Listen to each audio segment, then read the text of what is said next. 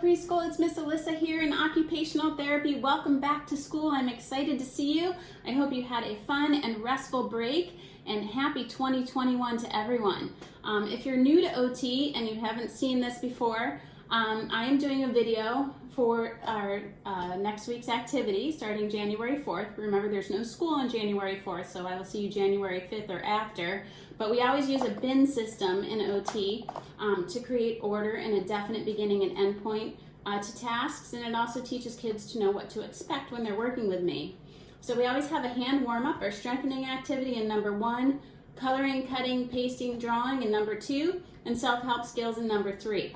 So we're going to start with our hand strengthening activity today, and I try to always pick things that you have around your house. So this week you will need 2 bowls, one with water, and a kitchen sponge. So what you're going to do is you're going to take your kitchen sponge and cut it up into little tiny squares. And I marked this sponge so that you can see how small they actually are, because we're going to squeeze them in the radial side of our hand to transfer water. And you might want to have a towel down too. I don't have a towel down, but it could make a mess or make everything wet. So once you have those little squares cut, have your dry sponge cut up, you're going to soak those in water and get them nice and wet. And then we are going to squeeze the water out into this bowl. So this is nice because you're using a stabilizing hand to hold the bowl, and you have to track visually from left to right. And we're going to squeeze and strengthen our fingers and squeeze all that water out and put the sponge down. We're going to do that again. And I think I have about 9 squares cut. So if you want to conserve your sponge supply, you can just use a half a sponge and cut it into little squares. So little hands will get stronger doing this. Even adult-sized hands, we're using that radial side. And for kids who aren't ready to squeeze with this side of their hand, you can use a whole sponge and just transfer water using a whole sponge and do gross motor strengthening for your hand. So we're going to squeeze it out. It's always fun to play in water, especially when there's no food coloring.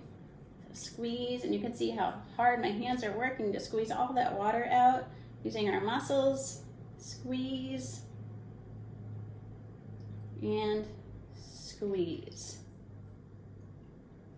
And then what you can do is you can transfer the water back into the container on the left.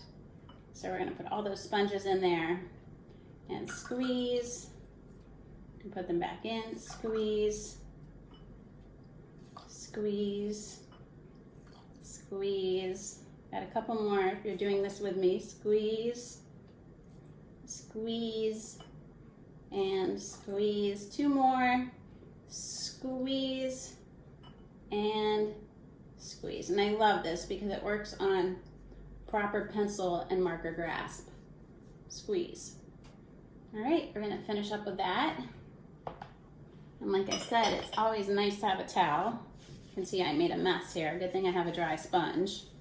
And we're going to move on to bin number 2, our cutting, pasting, coloring activity. And this week, we're going to make mittens.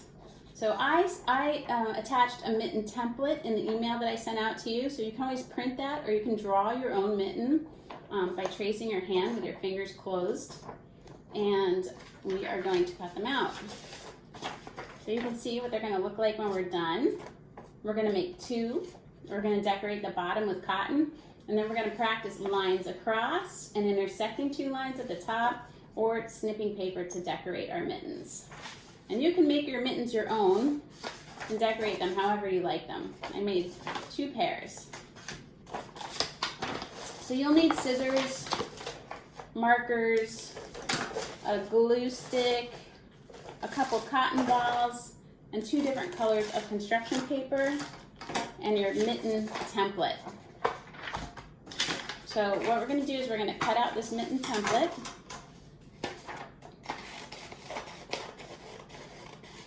And you can pre-cut this for your little one, or you guys can practice cutting on your own. And if you have trouble cutting on the line, you can always bolden your line and make it thicker and darker so it's easier to stay on the line. So we cut out our mitten template. And then we're going to grab 2 colors of construction paper. And I'm going to grab any 2 colors that I have here. So I'm going to grab green and purple. And we're going to practice that folding skill by taking our paper and holding it this way, bringing those bottom corners, let me move my camera here, up to the top, lining them up and pushing down to make a crease.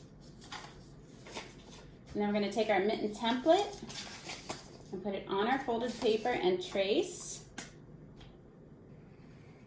And again, if you guys are not ready to fold or cut out a shape like a mitten, you can always have mom or dad help you. And it's gonna look like that. So for kids who are just cutting on a line, don't forget you can kind of draw a bold line down the side like this, and they can just practice cutting on a straight line, and then you can do the curves for them. So we're gonna cut out that mitten while our paper is folded. Don't forget to stop and turn the paper when you're going around those curves.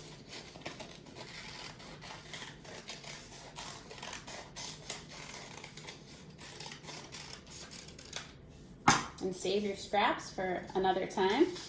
And when you're done, you'll have 2 mittens. So we're going to take those mittens and glue them on another sheet of paper.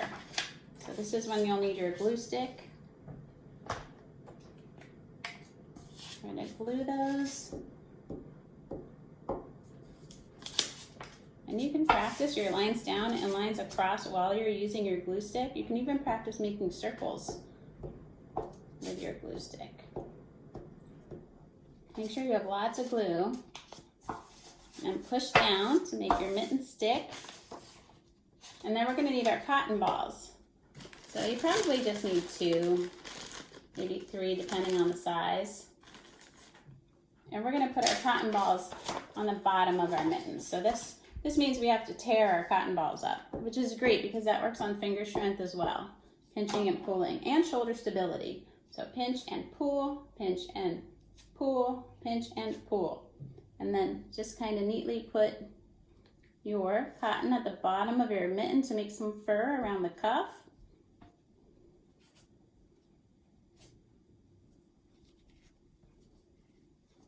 And when you're done, it should look like that. Nice warm mittens. I actually like mittens better than gloves. They keep my fingers warmer for some reason. And then we're going to go to the top and draw lines across. So don't forget you might need those dots to connect. And this is great because we get to practice our lines across and connecting 2 dots to form a line, which is on a couple of the standardized tests that I administer. So that is a very important developmental skill to be able to do that. We're drawing our lines across. Now you can decorate this space here however you want. You can practice coloring in the lines and just make a solid stripe. You can practice intersecting 2 lines to draw crosses, that pre-writing shape, or make a series of circles. And then you can practice coloring them in. So I will color my circles red.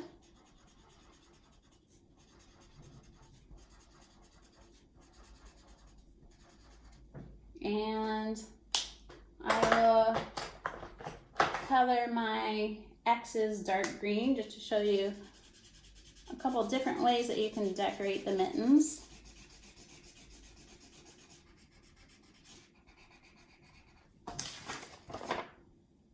So you can make them look cute however you want. And then also if you have paper scraps from before Christmas, you can cut those up and make a design as well.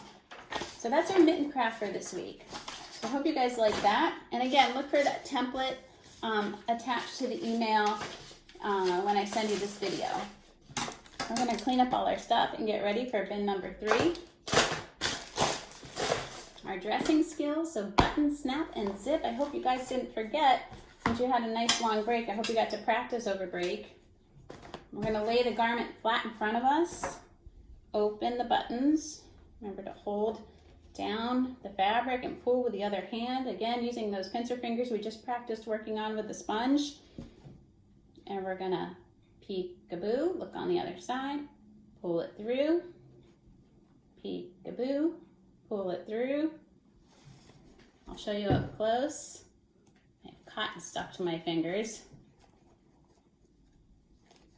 Peek-a-boo, pull it through. And last one, peek-a-boo, pull it through. And that's buttoning. When you get really good at doing it flat on the table, practice while you're wearing your garment. And then next we have a zipper. So I love this zipper. I don't think they make these anymore. It's really, really big, and you guys, when you work with me, you will see it, or you have seen it. So we always use the analogy, put the car in the garage so you can see that space there. And it's gonna go down in the garage, push down all the way in there, hold the bottom, pinch the bottom, and pull up. And practice unzipping too. Now, when you're facing the garment, it's always good to get in the habit of thumbs up. So thumbs up and that reciprocal movement that we use when we're tearing paper. Put in, one hand goes up, one hand goes down, and zip. And the last thing we're gonna do when I work with you is snap. So again, you can practice on a pair of jeans if you have jeans, or a winter coat or a jacket. I think the hardest part is lining up in that little hole with the belt, that little, I call it a peg, or that little piece of the snap with the belly button here. Line it up and listen for the pop. Push down with your thumb. Your thumb is your strongest finger. Pop, pop, pop, and pop. And that's it. You guys did it. You got through your first session back in January, so that's great. Thanks for joining me today. I hope to see you in our live session next week.